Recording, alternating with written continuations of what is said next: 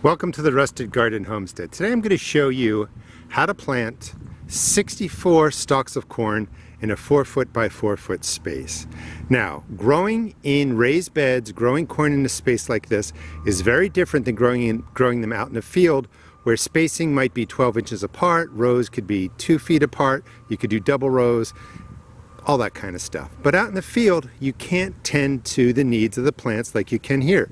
So we're going to plant much more closely. Now I'm spacing the corn seeds, the kernels, every 4 inches apart. So I have 8 rows with 8 seeds in it. We have 64 seeds that are to grow in a small space. Now you want to loosen the soil to about a depth of 10 inches. You can add in manures or compost if you know that they're fully broken down, as I've mentioned in other videos. If you're using the granular fertilizer, throw down 3 or 4 handfuls in here, mix it in when you're loosening up the soil. I already have a bed that's pretty well nourished, you know, from last year.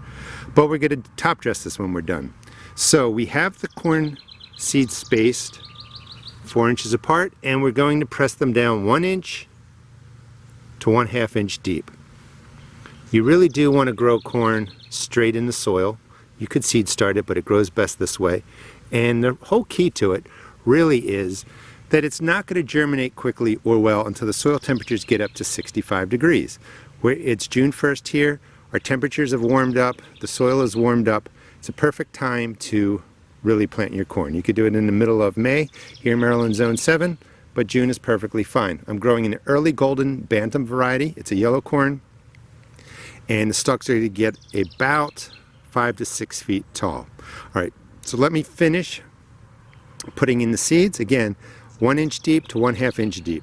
So all the seeds have been pushed down to about an inch, inch and a half. Again, we're 4 inches apart, 3 inches apart. There's different ways you can grow corn. If you look on different extensions in different states, you can do a hilling method where you plant 5 to 7 seeds in a hill, 3 inches apart. The hills go 12 inches apart. That's all great. You can pick those different things. I like a 4-foot by 4-foot space because of this reason. When well, hopefully you've eaten corn, but when you shuck corn, you see all those silks on the top, usually that they're dried out. But every kernel of corn has a silk that comes out the top, and then on the top of a corn stalk, when it gets to be 5, 6 feet tall, starts producing the stalk at the top. That's the pollen. The pollen has to drop off of that, land on all of those silks to pollinate the corn so that you get a ear of corn that has full kernels. If you've ever gotten like an ear of corn where it's just missing the kernels, it's because it wasn't fully pollinated. So this square is really important. We're packing in the plants, 64 plants. When they get the size, the tassel, you know, I actually forget the technical name, but the growth on the top of the corn is going to come out. It's going to drop pollen. Now, when you have a square, when the wind blows this way, pollen will fall. When the wind blows this way, pollen will fall. This square is a perfect size to make sure all of your corn gets fertilized. So that's why I recommend doing a square and not just a long row of 2 straight down. If we did that all the way down, you know, say 3 beds, and the wind blows this way, all the pollen is going to blow away from the corn, so it's not going to get pollinated. When you have it mixed, with the corn in the middle, wind blows this way, will pollinate over here, etc. So you get the idea. Now, corn's related to grass, if you didn't know that. Corn needs nitrogen, it needs the other fertilizers, but you don't have to over worry about really fertilizing corn. It grows really, really well. You need to keep the moisture up. That's something we can do here. We can give them water-soluble fertilizer, fish emulsion. We can do that here. All in this small space, we can give them everything they need to grow to size. So I've put in the corn to depth, and I'm just going to close it up, and then I'm going to show you what I put on top of the soil. So again, remember, we are able to manage this space, so we are going to be planting much more closely together than you might do in a field. So all the work to prep the soil is going to be done now. You can take any granular fertilizer, organic, and just scatter it around. That's going to be about 4 handfuls. That's great for a top dressing. I'd like to do the corn top dressing now because when the corn is about this tall, if I'm going to top dress, I don't want to be throwing all this granular fertilizer into the corn basically. And it's going to be really dense in here, so I'm getting everything down now. Perfectly fine, just a couple handfuls of your organic fertilizer across the top, and then just rub it in. That will break down and get to the plants over the season. I'm also going to put down, if you have it, a wonderful horse manure. This is 2 years old, fully broken down, and I'm going to put about 1/4 inch across the top of this.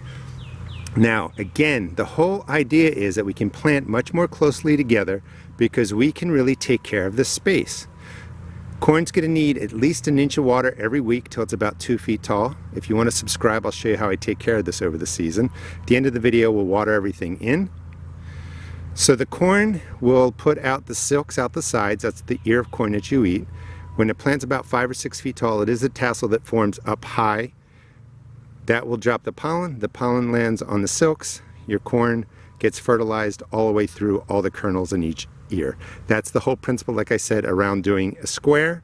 You want that pollen to blow all around and get on all of the silks. All right, let me put down the compost and then we'll get to watering.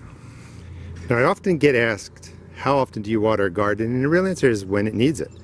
How much is 1 inch of water? That varies based on how quickly the water comes out of your hose. The easiest way to figure it out, and I'll actually link a video that I did specifically on watering, is to fill a container, and you would put a mark down at the bottom that's 1 inch and kind of time how long this is going. When that water fills up to 1 inch, you've put 1 inch of water into a space like that. So that was about 1 inch, and you just soak in the area for the same amount of time,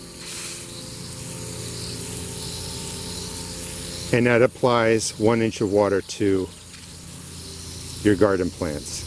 So corn, you're going to want to water this. Again, I want to stress, we are putting a lot of plants into one space, 64 plants.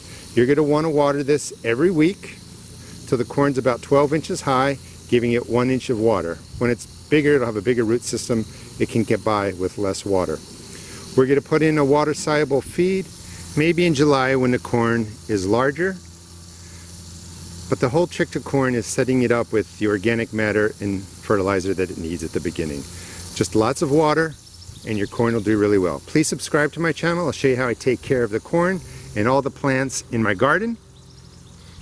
And please check out my seed shop at therustedgarden.com. Thanks for watching.